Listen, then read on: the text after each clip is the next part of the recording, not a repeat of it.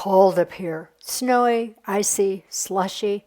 We're having a winter storm, windy, cold, and it's no fun. Let's join the throngs that head to Florida.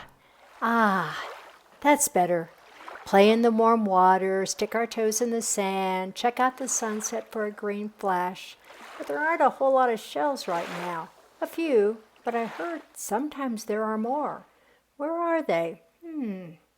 Maybe what we need is a storm with lots of wind. A storm is predicted with northwest wind. That's exactly what we want. Why, you ask? Won't any wind do? Take a look at this display at the Bailey Matthews National Shell Museum on Sanibel. The northwest wind blows across the top of Gulf waters and creates an undertow that heads back to shore. So a big, strong wind means a lot of empty shells and live mollusks are dislodged and tossed toward the beach. It's even better if it blows at high tide, brings in a lot more shells and creates piles that could be several feet deep. And you never know what you're going to find. Every storm is different and brings in different shells to each part of the island. It's been blowing all day, so let's get ready to shell. We want to go at low tide. Oh, the next low tide is at 4:17 a.m. But we want to be on the beach before low tide, so we'll catch up on our sleep later tomorrow afternoon. It's going to be windy and cold, so here's the standard storm sheller outfit.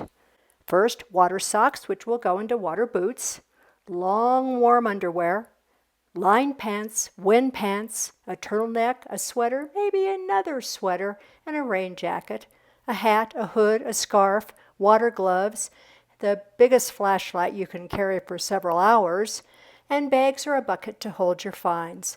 One hint, go to the bathroom before you get dressed. I guess lots of other people had the same idea. Look at all those flashlights. It's a big beach, so let's head this direction. Wow, there's a pygmy octopus about 5 inches long. Octopuses are mollusks that over the millennia have shed their protective shell. Look closely. She's laying eggs. And there's another octopus over here hitching a ride on a horse conch. The beach is alive with sea life, so we'll tread carefully so we don't step on any live animals. Here's a horse conch posing for our camera. This one is closing its operculum so it can stay warm and wet. Notice the brown coating on the shell. That's its protective periostracum. Shell collectors take it off to reveal the beautiful shell underneath. Naturalists always leave it on. These horse conchs have been tossed violently ashore along with their prey. The horse conch is the Florida state shell and can grow to be 2 feet long. It's an apex predator on the Florida beaches where it dines on other mollusks. The animal is a stunning orange color. And here's another horse conch with slipper shells all over it and surrounded by a variety of other shells. I'm going to try to identify them all, and you do that too. Take a moment. Okay, let's compare notes. Gray sea star, horse mussel, Atlantic fig snail, Florida prickly cockle, transverse arc, giant Atlantic cockle, banded tulip, Atlantic slipper snails, the horse conch, fighting conchs, and a pen shell. Did you get them all? Moving on down the beach, it looks like fighting conch city. These conchs are common and come in an array of patterns and colors from honey to deep purple. Will they be okay out of the water? We won't worry because I think the next tide will catch most of them, and they are adapted to short periods out of the water. Now this one was stranded way high up on the beach in the sand, so we dug him out. See his eyes here at the end of his eye stalks looking at you? And here's his snout. He's a vegetarian that scrapes algae off rocks. We'll put him gently back in the water. No throwing ever. We know that live shelling is prohibited, so we're checking inside the shells. If we carry off a live shell, we know we'll know it soon because some aroma will begin to fill our bag. There might even be hermit crabs that have taken up residence in empty shells like these, and they are protected too.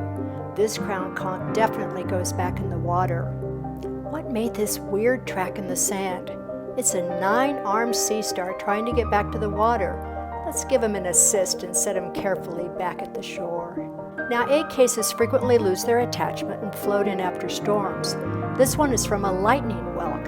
Each capsule contains many baby shells that can grow to be as much as 6 inches long. Females are way larger than males. It takes a lot of energy to lay those egg cases.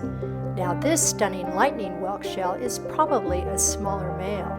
The sea life that shows up after a storm goes well beyond our treasured shells. And this speckled crab is wearing a hat. Not really.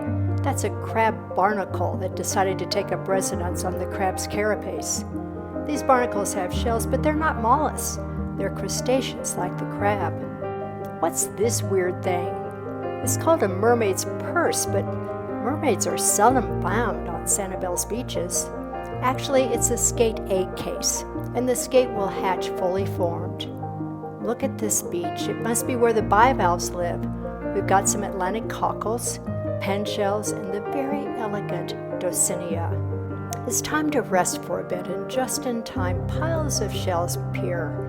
Shell piles move every year, but they tend to be larger off Middle and West Gulf Drive and near Blind Pass. Here's a lettered olive and a fly speck seraph. They're perched on top of a pile of bivalves with some kitten paws in them. A bright orange baby horse conch with its white nose, actually that's called a protoconch. Some alphabet cones, banded tulips, another alphabet cone with a rare stripe pattern. And it looks like we found some greenbacks as well as some vivid true tulips, gaudy nauticas, and scallops. And don't forget to look in the seaweed. Here a beautiful coquina is trapped in the fronds. Big storms should bring in more rare shells, and they do. Genonias aren't really rare, but they live in very deep water, so it takes a long time for them to roll across the bottom of the Gulf and up onto the shore. If you see brown spots on the edge of a shell buried in the sand, go ahead, dig it out. Oh, it's just a teaser, but save it for good luck. Here comes the tide, and long before we're ready to stop shelling, the water begins to cover the live animals and shells. It's time to go home, clean our treasures, and wait for the next storm to bring treasures from the Gulf to the shore.